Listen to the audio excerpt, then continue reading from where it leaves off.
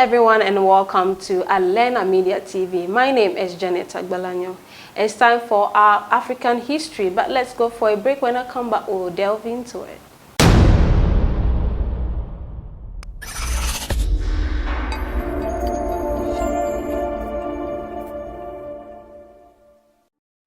Welcome back from that break. And today we are going to look at Sudan, the land of black.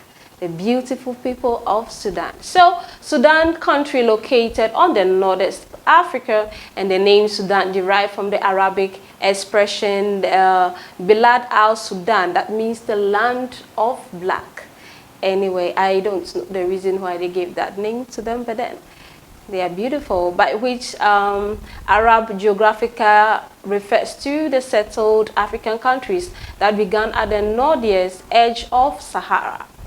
For more than a century, Sudan, first as a colonial holding, then as an independent country, included its neighbor South Sudan, home to many sub-Sahara African ethnic groups. Prior to the section of the South in 2011, Sudan was the largest African country with an area that presented more than 8% of African continent and almost 2% of the world's total land area. Since ancient times, the Sudan region has been an arena for interaction between the cultural tradition of Africa and those of the Mediterranean world.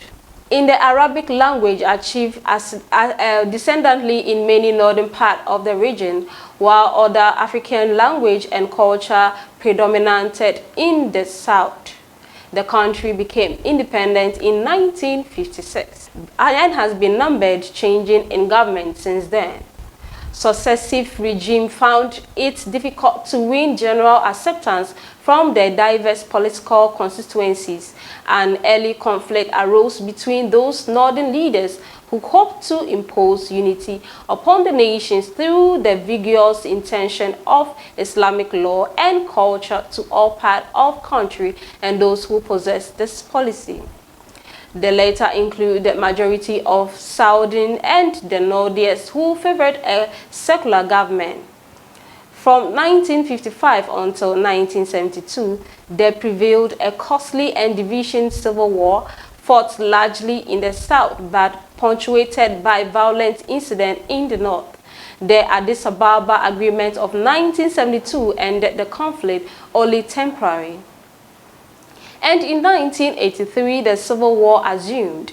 By this time, the comparative lack of economic development in the south had become a new source of regional aggression, and North leaders continuously attempted to Islamic the Sudanese language system, proved an even more potent source of discord. Attempts to end the civil war included numerous discussions, ceasefire agreements, but yielded very little success until 2005. While the comprehensive peace agreement ended the warfare, it also granted Southern Sudan some edge to really stand on a stipulated that referendum on independence for the South world to held in 6 years. The results of the vote held in January 2011 were overwhelmingly in favor of independence. The South Sudan was declared an independent country on July 9, 2011. Sudan's capital, Khartoum, is located roughly in the center of the country at the junction of the Blue Nile and White Nile rivers. It is part of the largest urban area in Sudan, and it is centered of commerce as well as of government. Sudan is bounded on the north by Egypt and on the east by the Red Sea. Eritrea and Ethiopia on the south by South Sudan, on the west by the Central African Republic and Chad, and on the north by Libya, and alluded to above, there are many languages spoken in Sudan. Arabic is the primary language of such of the population, and it is most common medium for the conduct of government, commerce, and urban life throughout the country. Both Arabic and English are officially working languages of the country and were designed as such by 2005 interim institution. Most languages spoken in Sudan belong to three families of African languages: Afro-Asiatic, Nilo-Sahara, and Niger-Congo. The Afro-Asiatic language, Arabic, and the Bidawi language of the Bija are the mostly widely spoken.